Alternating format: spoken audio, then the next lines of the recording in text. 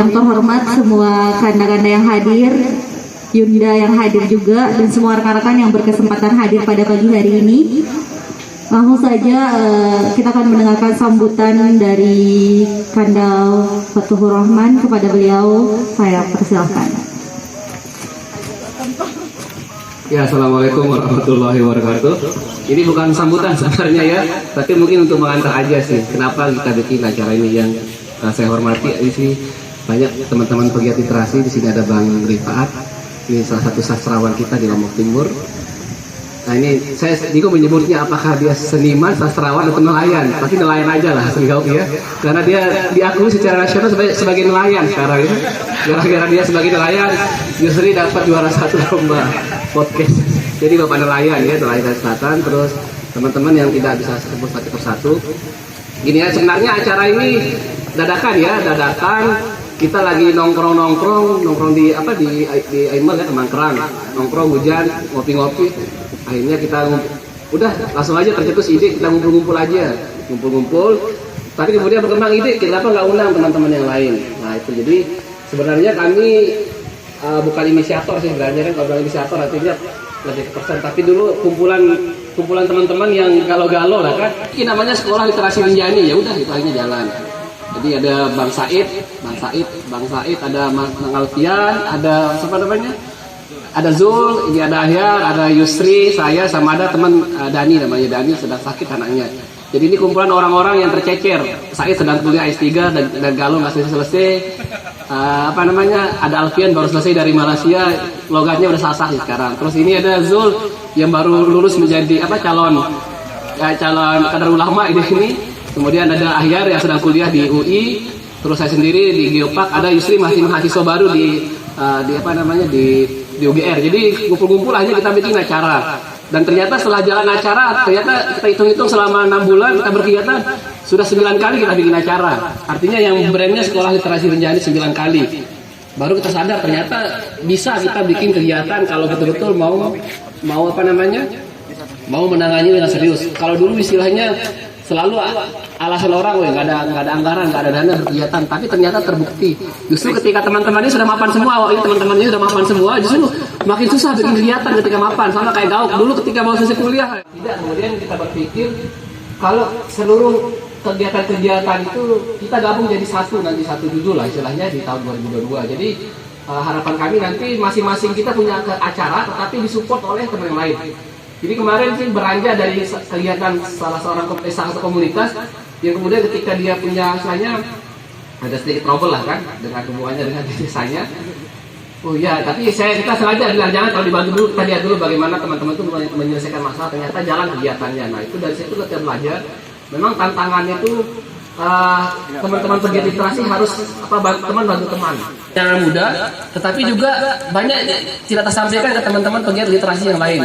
Padahal itu bisa menjadi inspirasi mereka untuk melakukan kegiatan yang sama atau belajar juga di komunitas yang satunya. Nah, jadi kita berpikir kenapa tidak di 2022 nanti kegiatan-kegiatan itu kita identifikasi, dia menjadikan sebagai istilahnya kayak kalender event kegiatan literasi di Lombok Timur. Kan sangat menarik nanti kalau dalam jangka waktu setahun itu ada belasan kegiatan, ada puluhan kegiatan yang bisa kita ikuti dan kita dukung bersama. Nah itu sih harapan kami di Sekolah Literasi Rinjani. Secara pribadi kita sudah ngomong dengan beberapa komunitas kayak Cangkir Inspirasi, Pesada Laskar Bintang, udah ngomong apa kegiatan kita bersama tahun 2022. Nanti kita sepakati aja itu menjadi gawe kita bersama. Tetapi akhirnya kemarin di pertemuan terakhir itu udah kita berniat mengundang teman-teman yang lainnya di Lombok Timur. Ternyata banyak juga ya. Ternyata banyak teman-teman pegiat literasi yang ini masih muda-muda, saya lihat banyak yang wajah-wajah ABG lah gitu ya. Yang masih itu semangat ini menunjukkan memang kegiatan literasi di Lombok Timur ini tidak seperti bayangan orang, tidak seperti asumsi orang bahwa tingkat literasi kita sangat rendah. Kami di Sekolah Literasi Rinjani membangun asumsi bahwa tingkat literasi rendah itu bukan karena orang malas, tetapi karena tidak adanya akses. Makanya kami itu lebih ke arah memperjuangkan akses itu. Oke, saya tidak ingin berpanjang kalam, nanti sesinya nanti teman kita ingin lebih banyak kita diskusi, teman-teman nanti menyampaikan gagasan, idenya, harapan-harapannya, sehingga nanti di akhir silaturahmi ini bisa kita memiliki rencana di 2022 dan sampai seterusnya. Literasi kan begitu. Itu Bang Kepala Sekolah ya, boleh ya. Artinya begini, ketika kawan-kawan sudah menghibahkan hidup untuk literasi, berarti secara akal dan pikiran kalian harus siap secara keuangan. Artinya yang saya sedih sebenarnya secara pribadi bahwa ketika teman-teman membuat satu lapak, ketika kawan-kawan membuat satu kegiatan, kalian suka minta sumbangan. Itu menyedihkan bagi saya.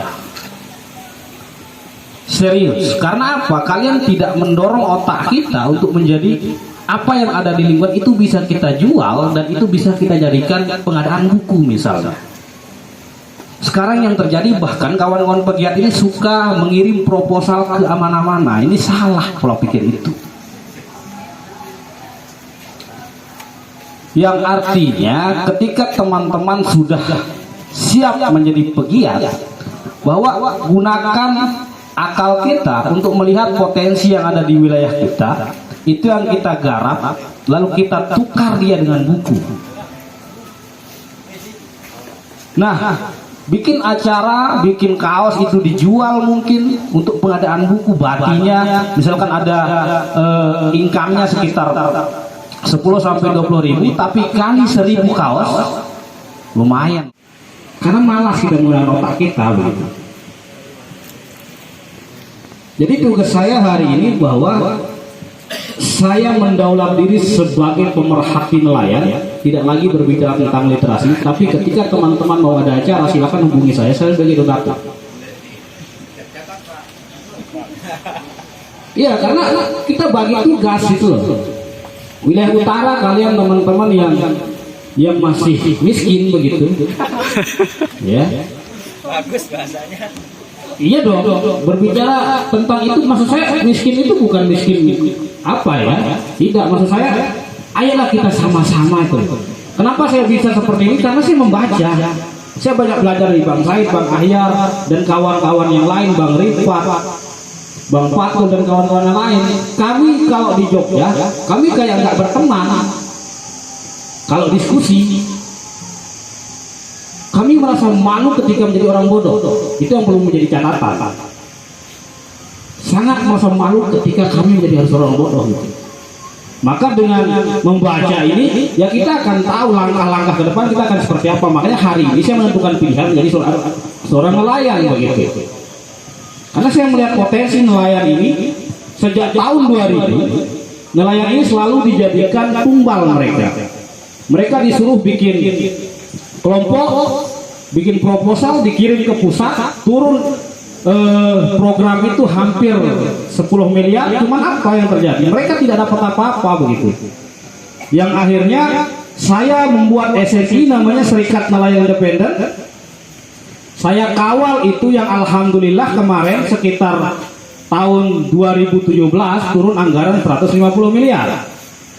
Tahun 2022 akan turun anggaran 750 miliar. Itu karena apa? Karena saya membaca itu. Nah teman-teman, ketika sekarang menjadi pegiat literasi, jangan hanya jadi pegiat, tapi kalian membaca dan menulis. Itu yang terpenting.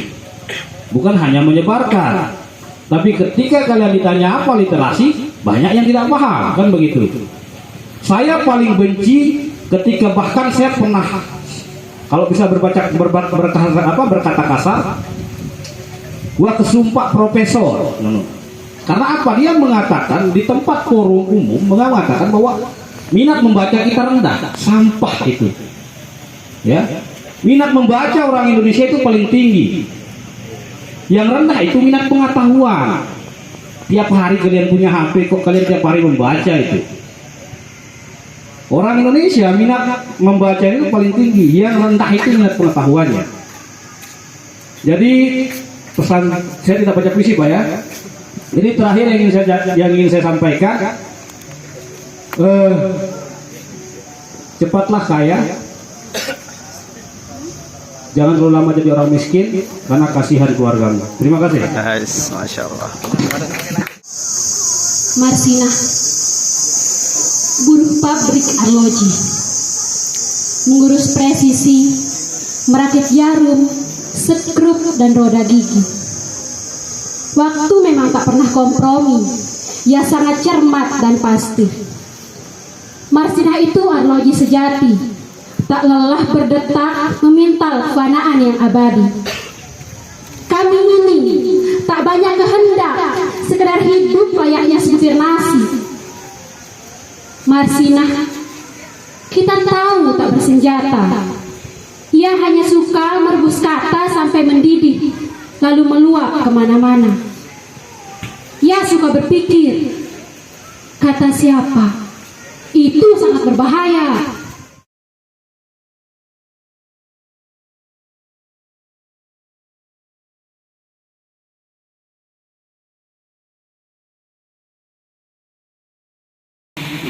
Assalamualaikum warahmatullahi wabarakatuh. Saling support dengan teman-teman komunitas yang lain. Misalkan kita itu di sekolah literasi itu beberapa bulan ini memang concern di ini penulisan untuk ke sekolah, ke madrasah dan pondok pesantren. Kalau di teman-teman yang lain mungkin membutuhkan kegiatan kepenulisan. Bismillahirrahmanirrahim. Assalamualaikum warahmatullahi wabarakatuh. Alhamdulillahirrahmanirrahim. Yang saya hormati, saya banggakan semua senior-senior saya yang ada di sini, kemudian semua rekan-rekan pegiat literasi dan juga ada seniman di sini banyak hadir. Baik, saya di sini mewakili Forum Generasi Berencana atau genre, biasa lebih familiar dikenal dengan genre. Banyak juga yang masih salah sebut mengatakan genre, tapi sebenarnya kami genre ya, Generasi Berencana. Saya mewakili teman-teman Forum Generasi Berencana di Kabupaten Lombok Timur. Jadi mungkin akan sedikit bercerita bagaimana sih sebenarnya genre ini. Kalau dikaitkan dengan literasi, sebenarnya bisa-bisa saja. Karena kami juga bergerak memang di pencegahan, pertama perkawinan usia anak, kemudian kedua adalah pencegahan penggunaan obat-obatan terlarang, dan yang ketiga adalah pencegahan seks bebas atau seks di luar nikah. Nah, fokus kami adalah kepada teman-teman remaja, khususnya di usia 10 sampai 24 tahun dan belum menikah. Dan kami secara resmi itu berada di bawah Badan Kependudukan Keluarga Berencana Nasional atau BKKBN, baik di perwakilan Provinsi Nusa Tenggara Barat. Kemudian kalau di kabupaten namanya DP3AKB, dan begitu juga dengan BKKBN yang ada di pusat. Nah, di Kabupaten Lombok Timur ini kalau forum genre sebenarnya baru berdiri sekitar 2 tahun lalu ya. Dan saya pribadi alhamdulillah kalau di genre sudah mengikuti baru 3 tahun terakhir ini.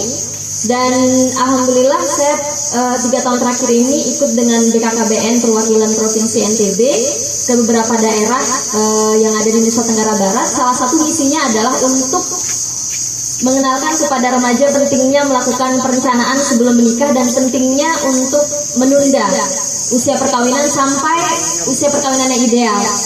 Kita tahu bahwa banyak sekali perdebatan soal usia perkawinan yang ideal ini. Kalau misalnya berbicara Menteri Kesehatan, kemudian berbicara undang-undang, berbicara BKKBN, itu berbeda-beda usianya. Nah, kalau untuk BKKBN sendiri, usia ideal yang ditawarkan itu adalah 21 tahun untuk perempuan dan 25 untuk laki-laki.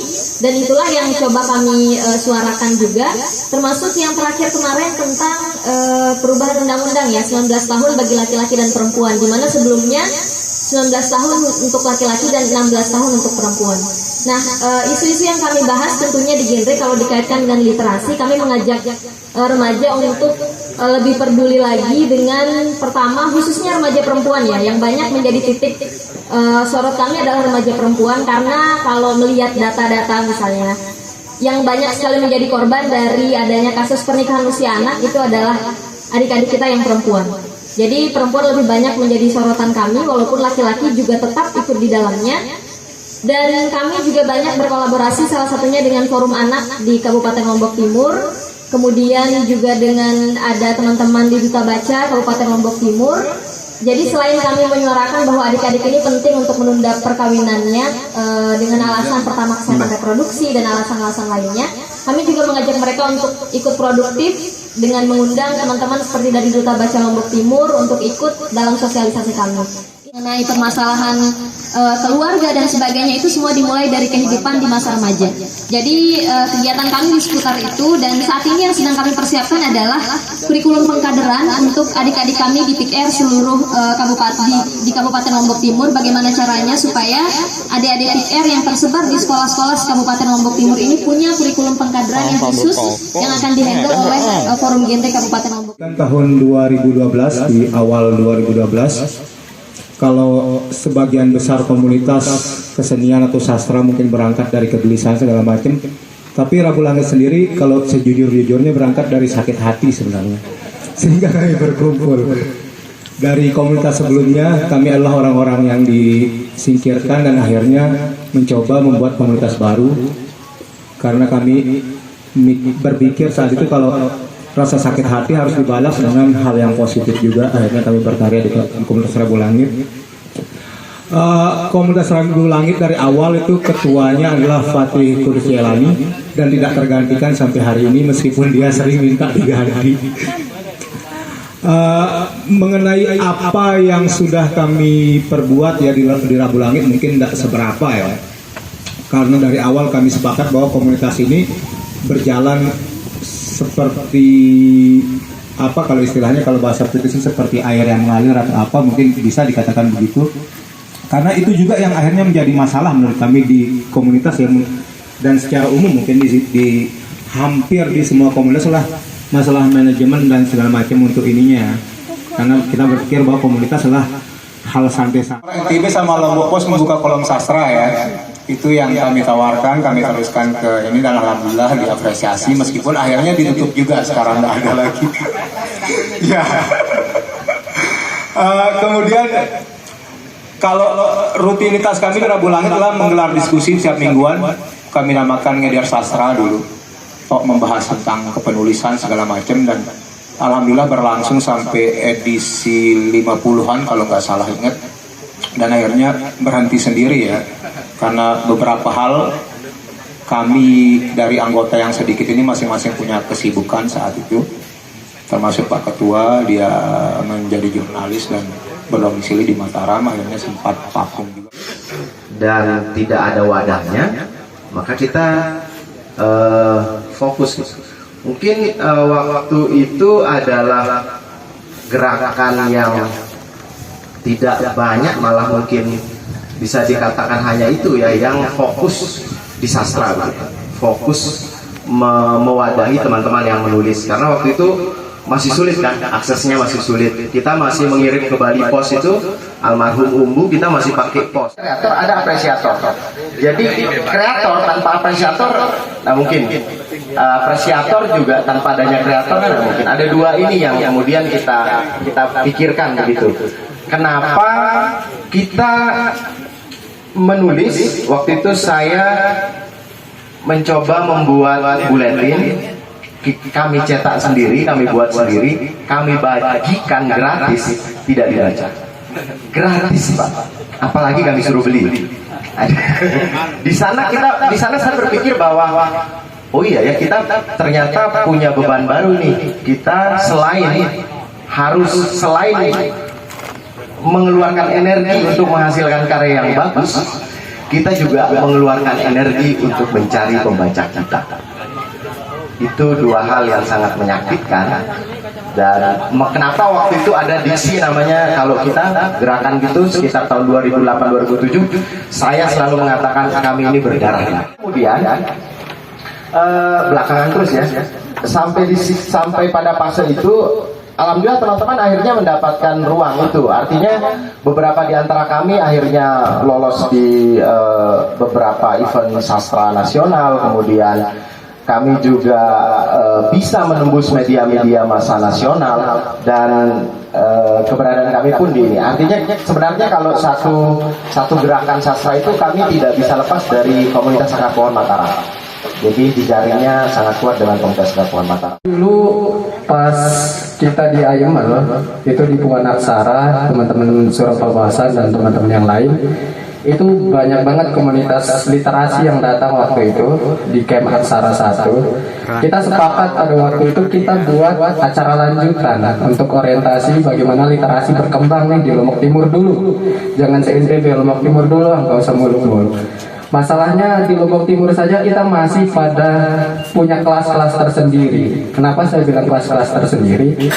Anggap saja misalnya nih, ada komunitas Bukalapak, ada komunitas lain datang, seolah-olah dia ingin bergaul dengan komunitas dia sendiri, tidak menjamu komunitas baru. Itu sering banget terjadi. Saya mencoba masuk di beberapa komunitas di acara-acaranya, bahkan di acara besar mereka, ya udah kita dianggap sebagai orang yang siapa lo sih? Ini komunitas saya, kamu nggak usah, kamu datang sebagai orang apa ya? Orang yang nggak punya nggak punya jasad gitu. Namamu aja yang datang, tapi kita yang punya acara gitu. Itu sering banget terjadi. Akhirnya apa? Jejaring antar komunitas di Lombok Timur itu mati. Sebut saja sekarang, berapa sih yang kita tahu komunitas yang ada di Lombok Timur?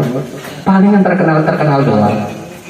Yang bawah-bawahnya gimana? Nggak akan bisa naik, ditekan terus sama yang di atas.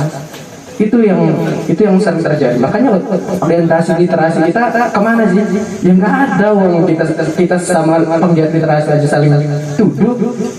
Bagaimana dengan penggiat-penggiat yang lain? Itu sederhananya tentang orientasi sebenarnya. Atau mungkin apa ya?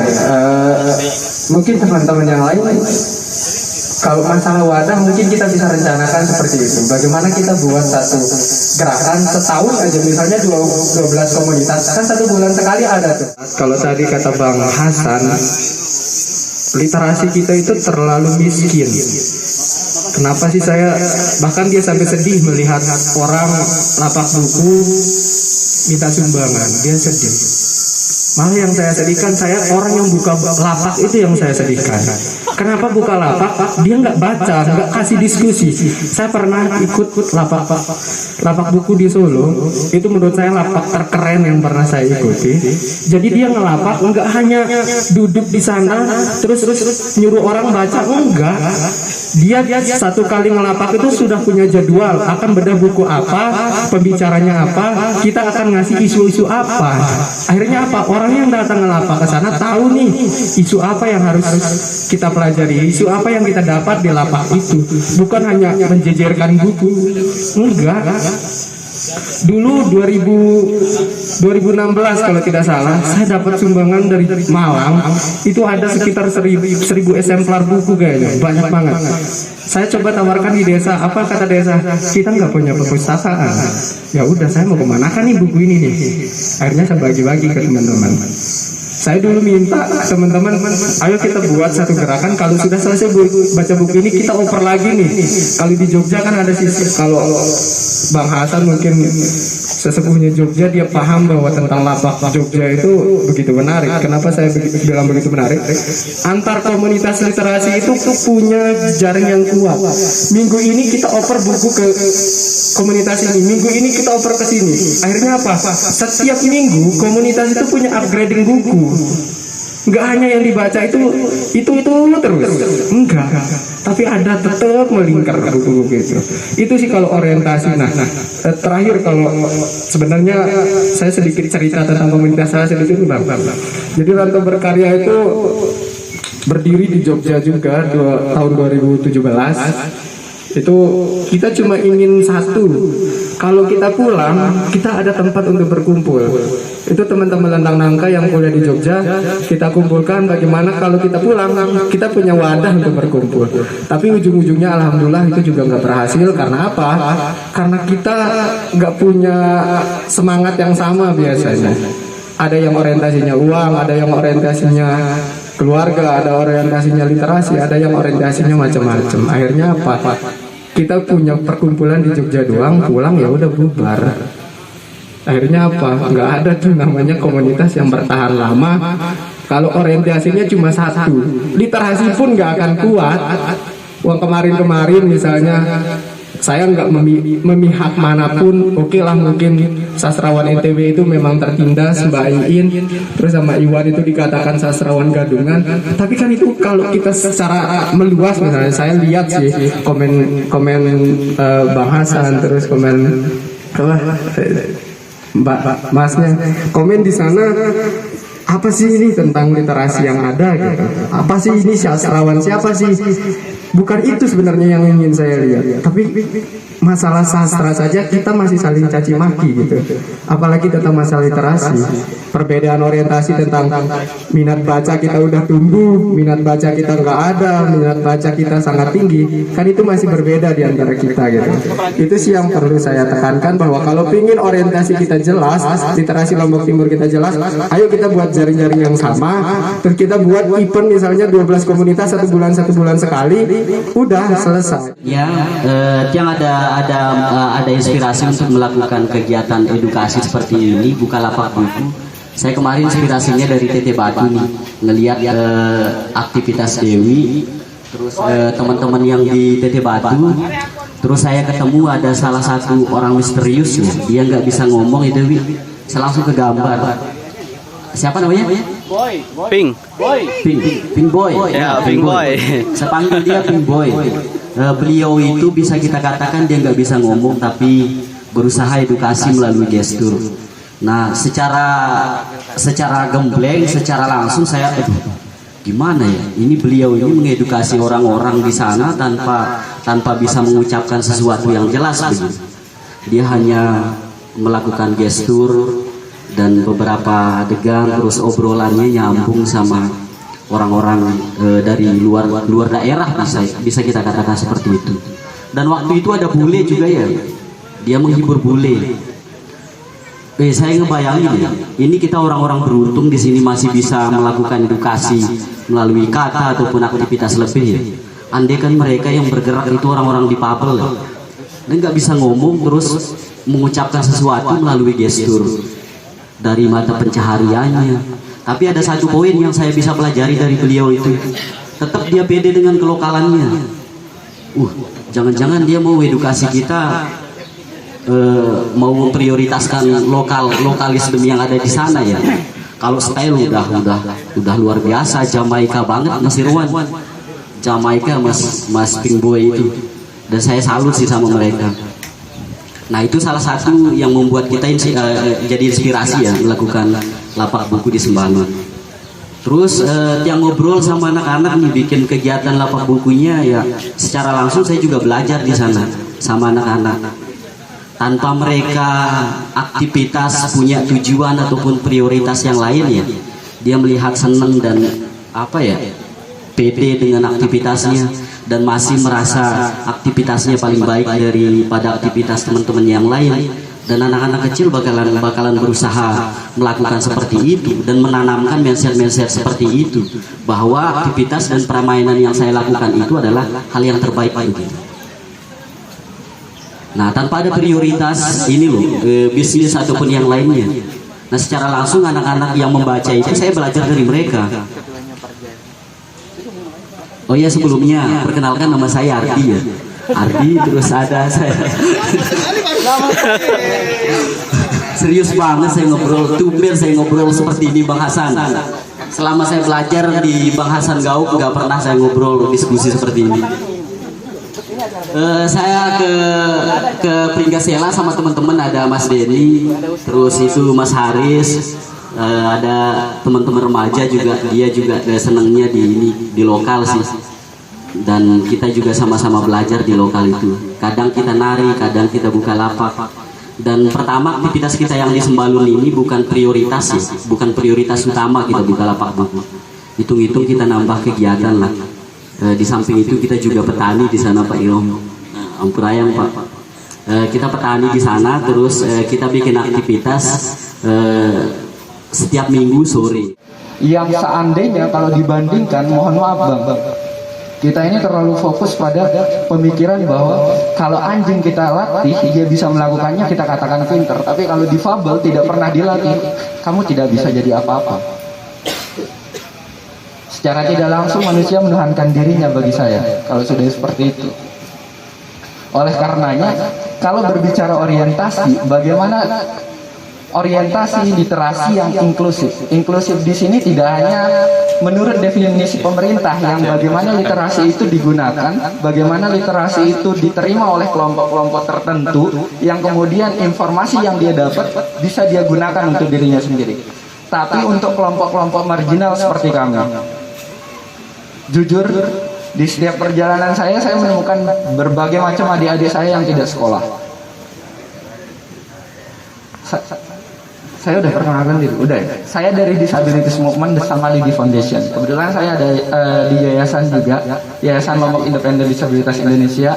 Kalau tadi Mas Ardi menyebut dirinya adalah anak didik dari Bang Hasan Gaub, itu adalah sebuah penistaan bagi Bang Hasan Gaub. Karena kita tahu sendiri itu ada, kehormatan ya. Kalau saya nyebutnya adik didik gitu. Biar tidak ketuaan aja bang, adik didik biar gak ketuaan aja.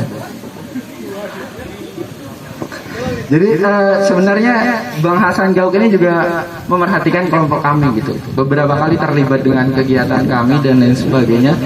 Nah, PR kita bersama adalah yang selalu ditanyakan, bahkan bukan hanya dari pemerintah daerah sini, dari pemerintah seberang pulau itu nge-WA saya. Dari pemerintah seberang pulau itu nge-WA saya, dan itu katanya, Mas, ada kerjaan nggak? Sedangkan untuk mendapatkan atau memperoleh pekerjaan, fondasi dasarnya adalah kemampuan literasi, baca tulis. Nah, bagaimana baca tulis ini mampu menjangkau adik-adik kita? Kalau kita memaksakan sekolah, mohon maaf, jujur saja, saya katakan adik-adik difabel saya terlahir dari keluarga miskin. Dan itu akan dari keluarga miskin, dan difabel yang miskin ini akan lahir difabel miskin lagi. Saya pernah menemui di 2020 awal pandemi, itu keluarga difabel, anaknya difabel, dan ucapan orang tuanya itu sangat tidak bisa saya terima, karena saya orangnya ceplos aja bang, jujur. Orang tuanya ngomong ke saya, kamu nggak perlu ngajarin anak saya akan tetap bisa makan dari harta saya. Meskipun saya mati, anak saya akan tetap makan. Dan saya jawab juga, Pak, kalau bapak meninggal dengan anak bapak yang tidak pernah belajar baca tulis, hitung, calistung, bagaimana dia akan mengelola harta bapak? Kalau tidak menjadi rebutan keluarga, atau kalaupun ada keluarga yang merawat anak bapak, akankah sama perawatannya dengan bapak yang bapak berikan? Bapaknya langsung terjun.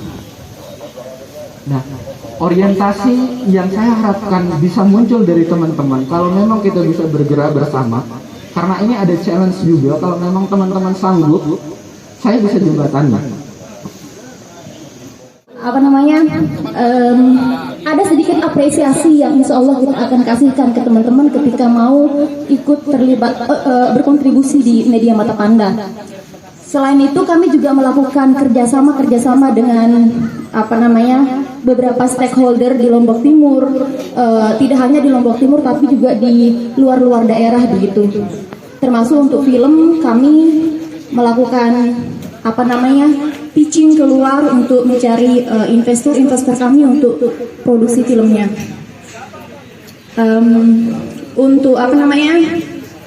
Untuk sejauh ini kami juga aktif melakukan diskusi sebenarnya yang nantinya akan kami tayangkan di media sosial kayak gitu, di media kami di Mata Panda. Cuma karena butuh persiapan yang banyak begitu, saat ini kami masih sedang proses. Novel di penerbit yang ada di Jogja sudah ada satu anggota sudah menerbitkan 3 novel, ada juga tulisan bersama. Ketua Peringatan Literasi sudah sama-sama menerbitkan satu buah puisi yang dibukukan. Nah, jadi untuk sementara ini Peringatan Literasi masih tahap pembangkitan, karena ini sempat vakum beberapa bulan ini karena ada beberapa kesibukan rekan-rekan, ada yang kuliah dan sebagainya. Jadi murni ini adalah gerakan-gerakan pemuda. Jadi sebagai tuan rumah mungkin saya sedikit menyumbangkan puisi ya. Mohon izin ya Pak Moderator. Oke, ini puisi yang saya bikin tetapi belum pernah saya bacakan umum. Oke, puisi judulnya adalah Curhatan untuk Indonesia. Indonesiaku, ingin ku pejamkan mata dan akan ku buka setelah pemilu tahun selanjutnya. Akan adakah kedamaian di sana? Isu, fitnah, hoax, provokasi, makar hingga penistaan menjadi makananku setiap hari. Di manakah keadilan, kedamaian, ketentraman, toleransi yang menjadi impian bangsaku yang kaya ini? Sekarang tidak hanya budaya yang beraneka ragam, bercerita tentang pengalaman literasi dan kemudian karya-karya sendiri dan kemudian kayak bentuk prestasi-prestasi gitu. Sedangkan dari Duhakui sendiri kayaknya agak melenceng gitu. Maksudnya bukan melenceng ya, tapi kayak tidak sedikit sekali keterkaitannya gitu. Karena di sini kalau berbicara masalah program sendiri, seperti namanya Duhakui. Nah di Duhakui ini sebenarnya yang bangun itu senior saya juga, namanya Kak Hasan. Kak Hasan membangun komunitas ini. Bukan Hasan kaya. Karena sama nama Kak Zainul Hasan. Ya karena namanya bagus makanya banyak yang pakai. Kemudian di sini kalau ingin bercerita tentang kegiatan yang biasa kita lakukan sesuai dengan namanya Duhakui. Jadi kegiatannya itu seperti mengajak untuk melakukan melakukan sholat duha gitu. Nah tetapi belakangan setelah berdirinya komunitas ini kegiatannya itu lebih luas gitu, seperti tasyakuran, diskusi, kemudian pengakraban atau mungkin buka puasa bersama gitu. Sangat sedikit sekali celah untuk maksudnya itu kayak tergabung dengan literasi ini gitu. Dan kemudian untuk kegiatan yang akan dilakukan dalam waktu dekat juga masih baru berupa rencana gitu, yaitu berbentuk kayak kolaborasi dengan tim ACT gitu. Jadi mungkin itu saja ya yang bisa saya sampaikan, karena memang untuk keterkaitannya dengan dunia literasi di sini kami pun sebagai Topeng Ya, persona. banyak mungkin semua kita di masyarakat, orang tua kita sendiri, mungkin semua kita di sini pakai topeng. Mau nggak melakukan dan serius nggak melakukan, itu saja. Sekian dan terima kasih. Assalamualaikum warahmatullahi wabarakatuh. Warahmatullahi wabarakatuh. Bang Baron masukannya bagus sekali. Kami nggak punya orientasi yang yang tinggi banget gitu. Kami hanya ingin mencari kesenangan lewat literasi ini gitu. Sampai pada akhirnya kami sadar bahwa tingkat kesadaran orang-orang Teteh Batu tentang pendidikan itu rendah banget gitu. Kami pernah bikin kegiatan namanya Kawan Belajar 1 tahun sebelum corona. Kawan Belajar itu di peserta kami itu anak-anak usia SD gitu, TK. Bahkan ada beberapa anak yang udah kelas 4 dan 5 SD itu belum bisa baca tulis gitu. Nah kami membimbing mereka untuk bisa mencapai itu gitu, bisa setidaknya bisa membaca, menulis gitu. Pada akhirnya sekitar 1 tahun kemudian lumayan ringan sih, kami menyampaikan, mengilustrasikan mereka tentang pelajaran-pelajaran, misalkan kayak hal-hal dekat gitu, kayak ada durian gitu. Kami kalau di matematika kami berusaha untuk mengilustrasikan mereka kayak 1 durian tambah 2 durian sama dengan berapa durian gitu. Karena kami melihat dulu waktu kami SD yang jadi ilustrasi di matematika itu pizza gitu. Itu di Batu nggak ada pizza gitu. sulit buat ngedapetin itu gitu. Kalau nggak tamu VIP, ya kita nggak bisa gitu. Kalau nggak kerja di hotel nggak bisa dapat hal-hal kayak gitu. Di kawasan ini juga salah satu kawasan Teteh Batu yang terpencil banget, langsung berbatasan dengan Taman Nasional Gunung Rinjani gitu. Itu akses pendidikannya memang masih kurang gitu. Kalau masalah apa namanya gedung-gedung pendidikan ada sih, fasilitas kayak gitu ada, tapi yang lagi-lagi masih kurang gitu.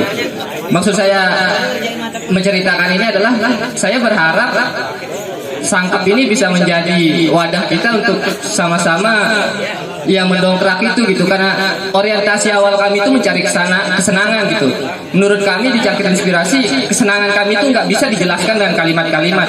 Kayak misalkan, maaf, ketika kalian melakukan hubungan seksual, kalian nggak bisa mendefinisikan hubungan seksual itu gimana nikmatnya gitu. Seperti itulah. Nah, ini harapan saya, semoga kenikmatan-kenikmatan yang kami ingin sampaikan gitu bisa teman-teman yang lain rasakan lewat kita berkegiatan bareng gitu. Makanya saya berharap banget sama Sangkep Literasi ini, semoga kedepannya kita bisa berkegiatan bareng dan membangun hal-hal yang menjadi tujuan komunitas masing-masing gitu. Genre misalnya, terus ada yang dari difabel dan seterusnya, ini kan akan terikat dalam satu gerakan bersama, saling mendukung agar iklim di timur ini tercipta. Dan tentu saya catat poin paling penting dari abang yang terakhir tadi, soal bagaimana mengakses anggaran untuk acara lebih besar. Nah ini Bung Hasan ini kalau di Jogja ini sering bikin festival literasi, misalkan di Jogja itu ada festival buku. Nah kalau di timur ini komunitas ini bergerak bersama, kemudian satu waktu kita bisa bikin festival literasi, ini kan akan merangsang pertumbuhan penerbit-penerbit lokal. Kayak di Jogja kan indie semua sebetulnya. Nah mungkin harapan itu terlalu jauh karena Jogja jauh beda dengan kita, tetapi ya gantungkanlah cita-cita setinggi langit. Itu ke depan yang akan kita bentuk, tentu dengan bagaimana format, sistemnya, struktur itu intinya semua sama secara keanggotaan. Kalau dulu ada aliansi, kalau partai politik kita bikin aliansi tapi literasi gitu. Dan semoga harapan kita ini bisa kita wujudkan. Jadi gerakan-gerakan organik di berbagai titik bisa kita saling koordinasi, saling support. Komunitas ini bikin acara ini kita bisa support, bisa pakai logo teman-teman biar rame setiap kegiatan-kegiatannya. Barangkali itu cita-cita kita ke depan. Tidak panjang-panjang karena kita sudah siang. Sekali lagi mewakili teman-teman Sekolah Literasi Rinjani yang menggagas pertemuan ini, kami mengucapkan terima kasih untuk kita semua dan teman-teman Cangkir Inspirasi yang sudah standby menyiapkan acara ini seharian. Terima kasih. Dan dari semua masukan, kritikan dan harapan, insya Allah sudah kami catat. Ke depan kita akan follow up agar kita sama-sama gerak untuk literasi Gumi Selaparang. Sekian, terima kasih. Wassalamualaikum warahmatullahi wabarakatuh. Isi saat ngelapak buku, tapi teman-teman komunitas lain yang isi acaranya. Nanti sambil ngelapak, bikin pelatihan videografi, bikin film. Nanti teman-teman Mata Panda sekarang tengah malam ya. Nah itu Mata Panda yang menginsertnya. Jadi masing-masing punya punya peran di dalam kegiatan kolaborasi. Oke, itu saja sih. Dan tentu saja kan kegiatan karya-karya itu ya kita hanya sebentar hidup di dunia ini. Kalau kita tidak memiliki karya yang diterbitkan atau diapresiasi itu, rasa-rasanya istilahnya harus seperti tadi Bang Rifat bilang kan harus ada harus ada ekosistemnya kan, ada yang membaca, ada yang menerbitkan, ada yang berkarya, ada yang mengapresiasi. Nah, mungkin nanti kita perlu bikin sistem seperti itu.